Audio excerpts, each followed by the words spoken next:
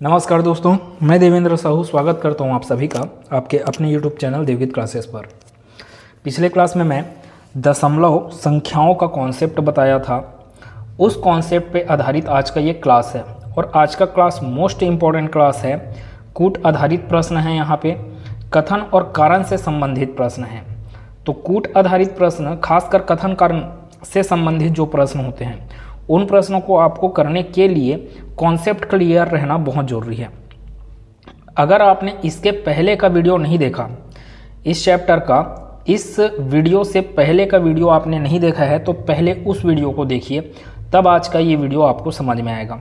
या आप डायरेक्ट यहाँ पे इस वीडियो को देखने बैठ गए हैं तो आगे चल के आपको परेशानी हो सकता है। लेकिन मैं गारंटी के साथ बोल रहा हूँ कि इसके पहले का अगर वीडियो ने आपने देखा हुआ है और पूरा अच्छे से समझा है कि उचित भिन्न क्या है, अनुचित भिन्न क्या है, यौगिक भिन्न क्या है, ये सब आपने समझा हुआ है, तो यहाँ पे मैं जो प्रश्न लूँगा अभी उसमें आपको कोई तकलीफ नहीं जाने वाला है। मैं क्लास को स्टार्ट कर रहा हूँ। अगर आप इस चैनल पे नए होंगे तो चैनल को सब्सक्राइब कर लेना।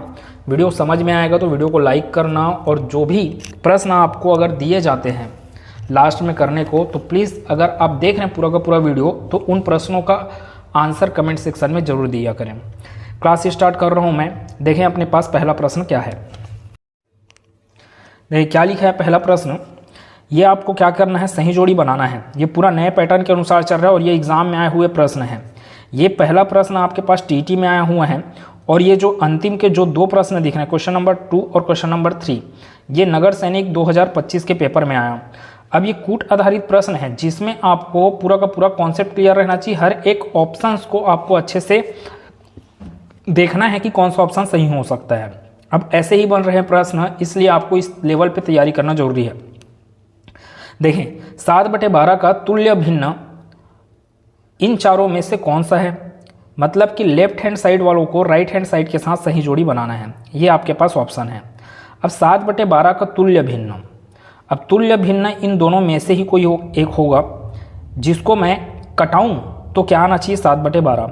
जैसे कि इसको देखेंगे 3 7 21 और ये 3 से 12 बार में कटेगा, मतलब कि ए वाले का सही जोड़ी कौन सा है, ये तीसरा वाला। अब ऑप्शन को देखने भी आना चाहिए। सिर्फ एक ऑप्शन अगर मैच कर गया आपके पास, मतलब एक जने का आप क्या कर डाले हो, सही जोड़ी बना डाले हो, तो डायरेक्ट ऑप्शन में चला करें। आप ये कंफर्म हो कि ए का सही साथी कौन सा है, ये तीसरा वाला। तो कहें ए का सही साथी तीसरा वाला, तो दो ऑप्शन में बैठे हुए हैं। अब देखें यहाँ पे एक अच्छी बात क्या समझ में आ रहा है। बी को आपको ना चेक करने का ज़रूरत है नहीं, क्योंकि बी के लिए तो 4 यहाँ पर भी है, 4 यहाँ पर भी है। आप कंफर्म हो गए हो कि ए ऑप्शन सही है या बी ऑप्शन, दोनों में से कोई एक होगा। आपको चेक करने की ज़रूरत किसको है, या तो सी को चेक कर लें या तो डी को, अर्थात सी का जोड़ी खोज लें या डी का जोड़ी खोज लें।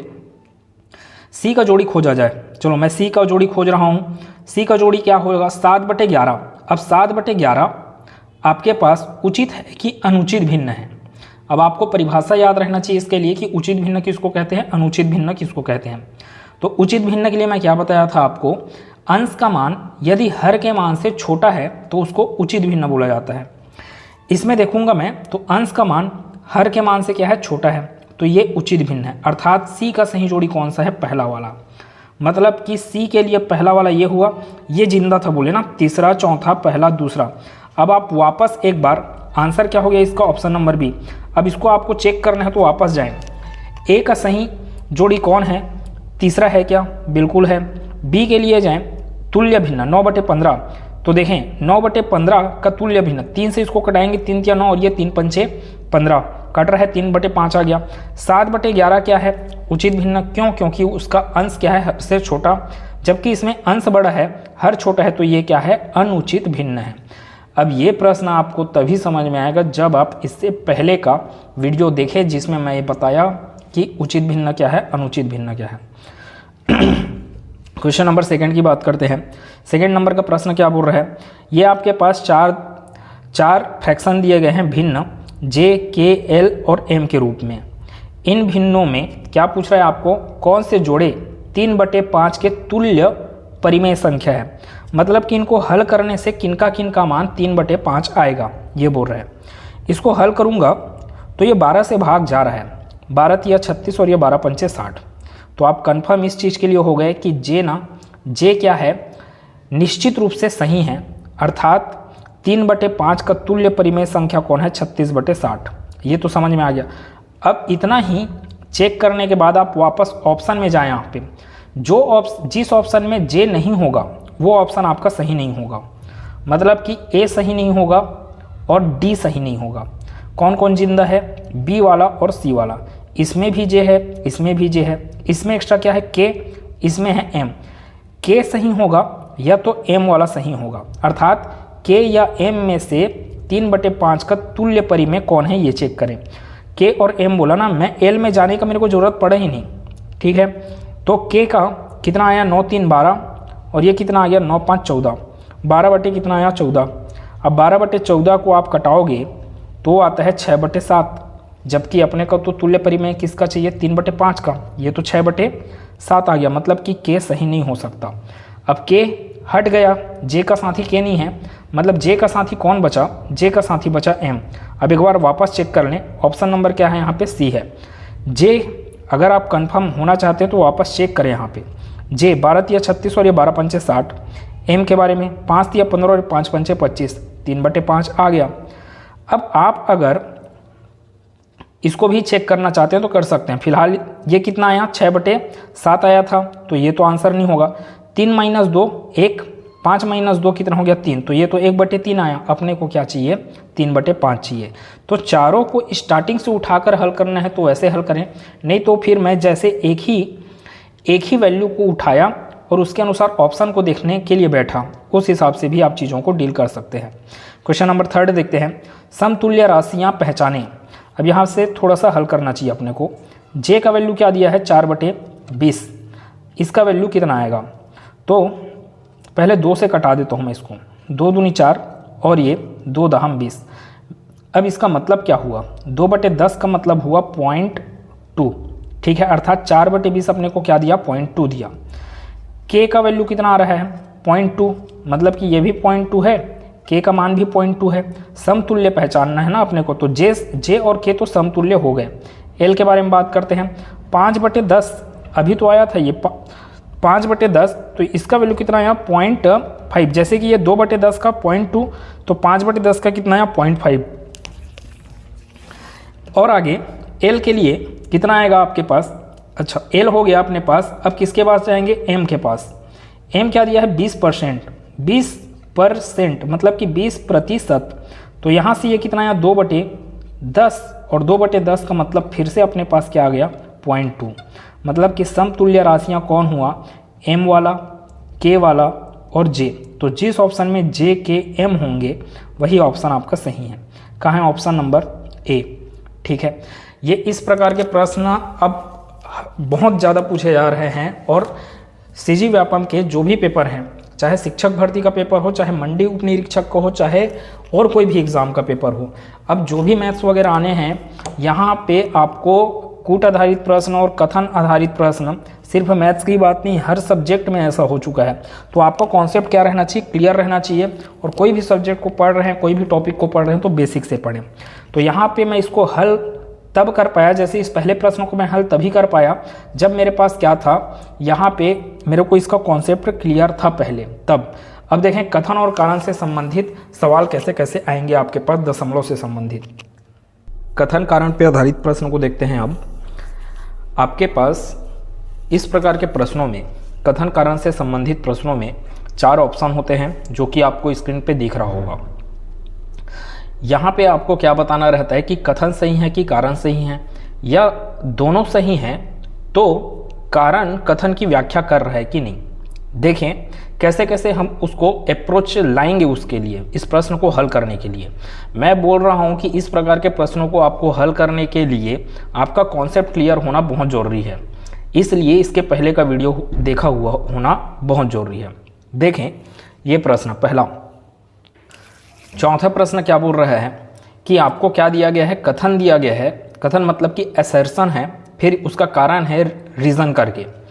तो फिर कथन अपने पास क्या है, 0.5 एक परिमेय संख्या है, और उसका कारण क्या बताया जा रहा है कि प्रत्येक समाप्त दशमलव संख्या को भिन्न के रूप में लिखा जा सकता है।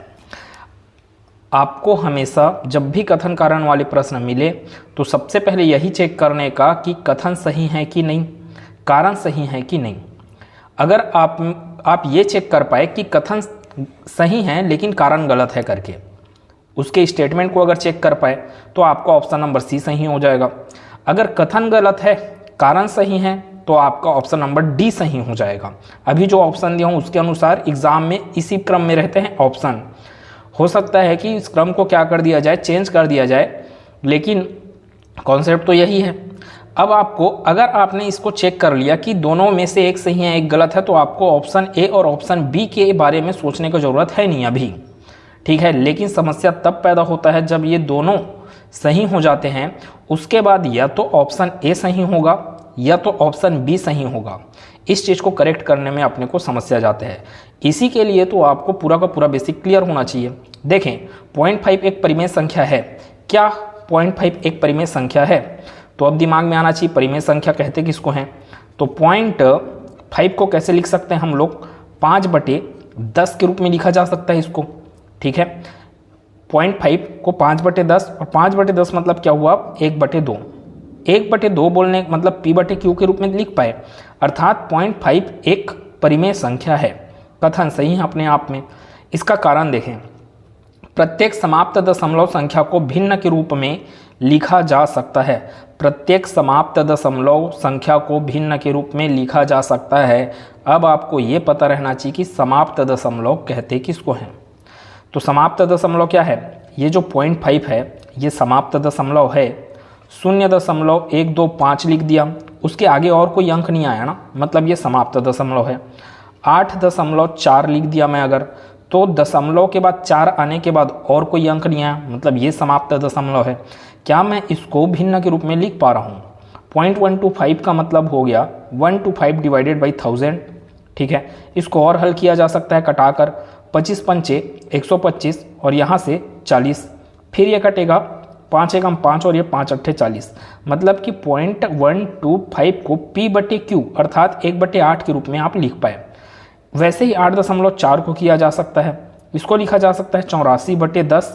84/10 को हल करेंगे तो 2 चौक 8, 2 दूनी 4, 2 पंचे 10, ठीक है। तो 42/5 अर्थात P/Q के रूप में तो लिखा जा सका इसको, और P/Q के रूप में लिखे जा सकने के ही कारण यह क्या है? एक परिमेय संख्या है, अर्थात हर एक समाप्त दशमलव को P/Q के रूप में लिखा जा सकता है, मतलब कि इसका कारण भी सही है।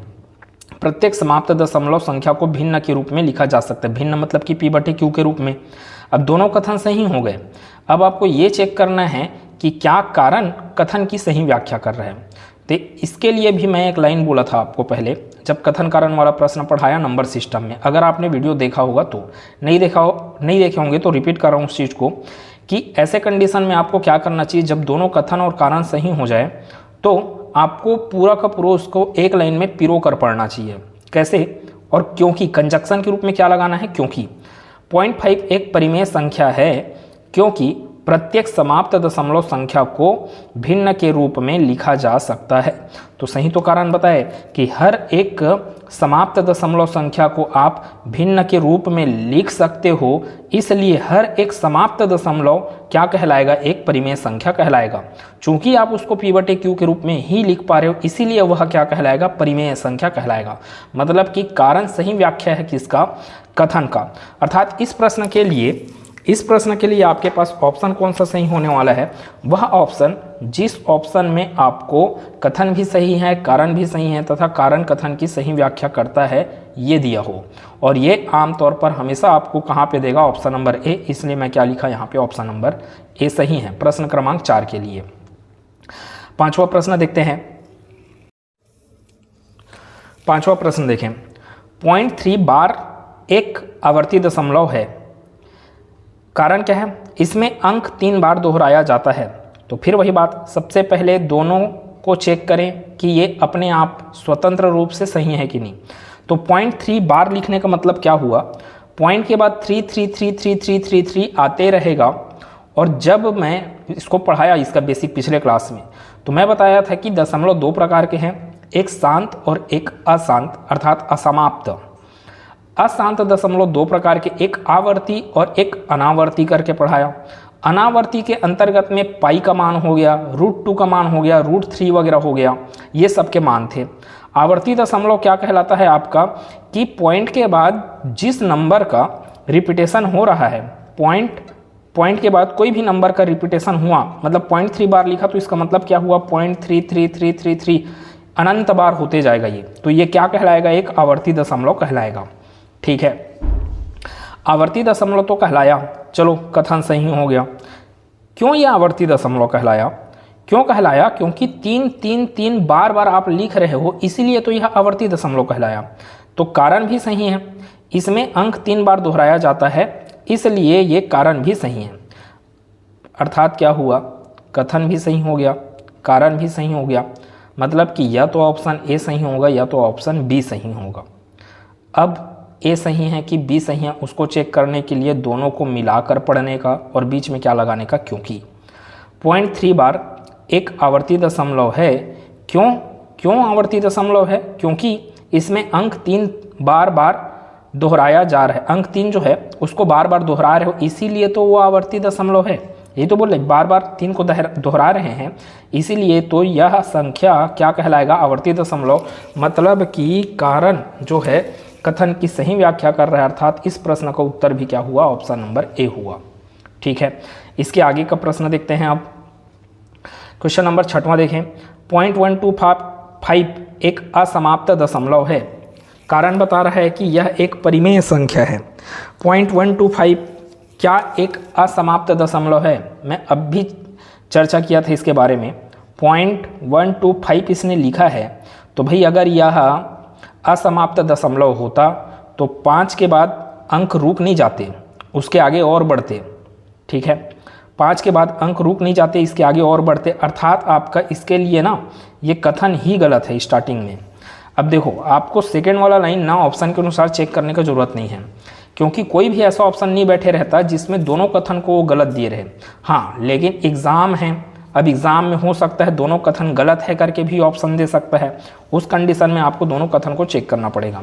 मैं कंफर्म हो चुका हूँ कि इसमें कथन क्या है, इसमें कथन क्या है, गलत है। अब मैं कारण को एक बार अगर चेक करना चाहूँ तो यह एक परिमेय संख्या है। क्या 0.125 परिमेय है? तो 125 को कैसे लिखा जा सकता है, 0.125 को 125 डिवाइडेड बाई 1000 ऐसे लिख सकते हैं। दशमलव बाद 3 अंक है, इसलिए दशमलव बाद मतलब कि ऐसा संख्या लेना है जिसमें 3 शून्य हो, अर्थात 1000। 125 से कम 125 और 125 अट्ठे 1000, मतलब कि 0.125 को हम कैसे लिख पाए, 1/8 के रूप में लिख पाए, अर्थात परिमेय के रूप में लिख पाए।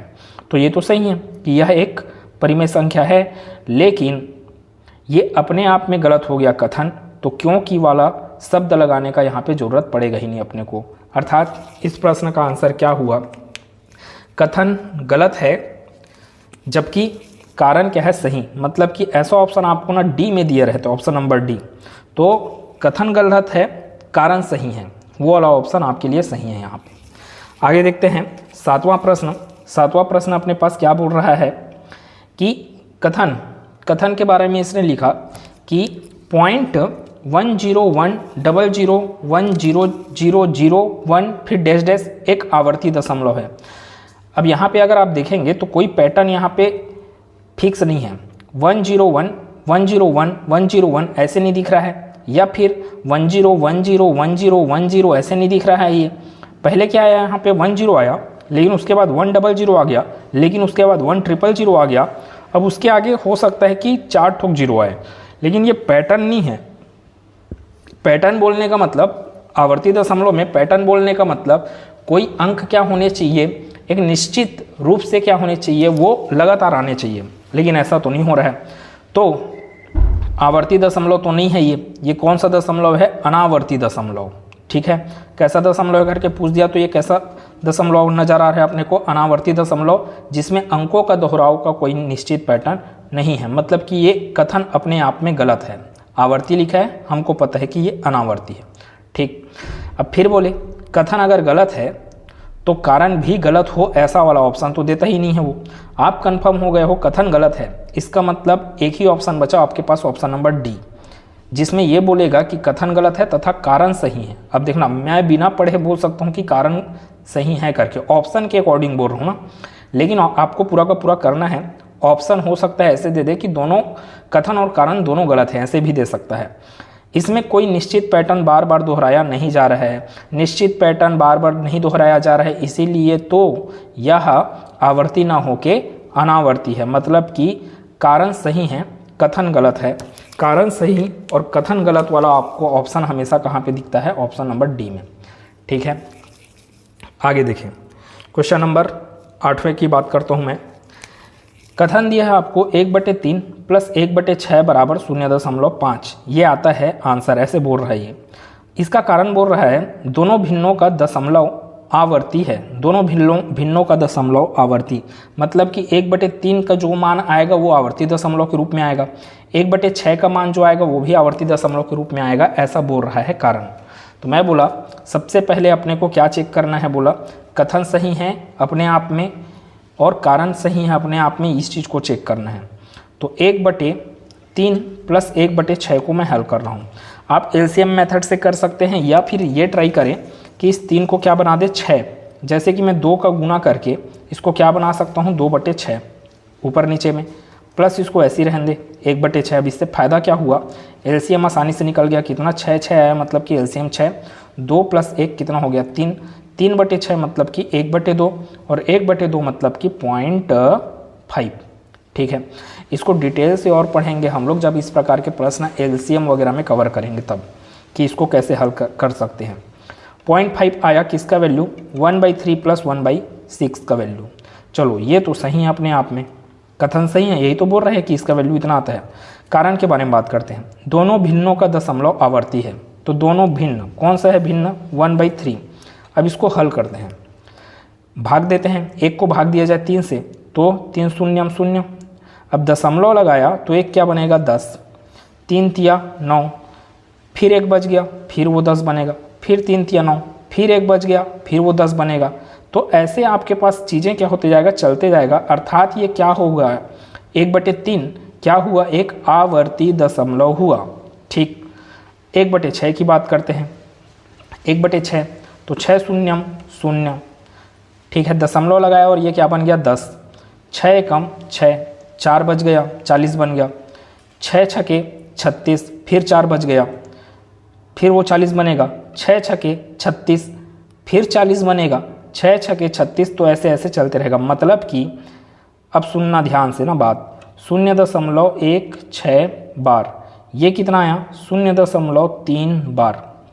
देखें अब यहीं पे आपके पास कॉन्सेप्ट में एक ठोक और दिया था कि एक जने शुद्ध आवर्ती होगा और एक जने अशुद्ध आवर्ती होगा करके।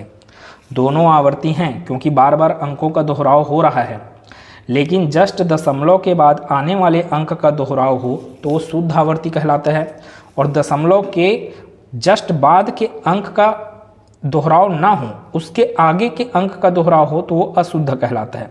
फिलहाल अपने को इस बात से मतलब नहीं है, इस प्रश्न को हल करने के लिए यहाँ पे आया इसलिए मैं आपको रिपीट करवा दिया वो बात। दोनों भिन्नों का दशमलव आवर्ती है, हाँ बिल्कुल आवर्ती है, मतलब कि ये भी क्या है सही है। अब समस्या पैदा हुआ क्या, जब दोनों कथन और कारण दोनों सही हो गए तो अब ये चेक करना है क्या कारण कथन की सही व्याख्या कर रहा है।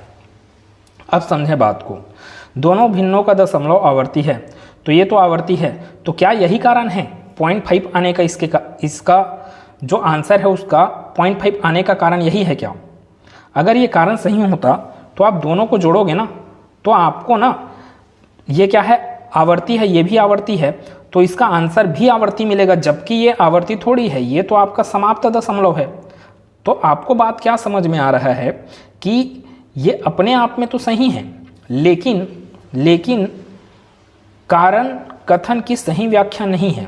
तो इस प्रश्न का उत्तर क्या होगा अपने पास, ऑप्शन नंबर बी दिखता है ऐसा, जहाँ पे कथन और कारण दोनों सही होते हैं लेकिन कारण कथन की सही व्याख्या नहीं करता है।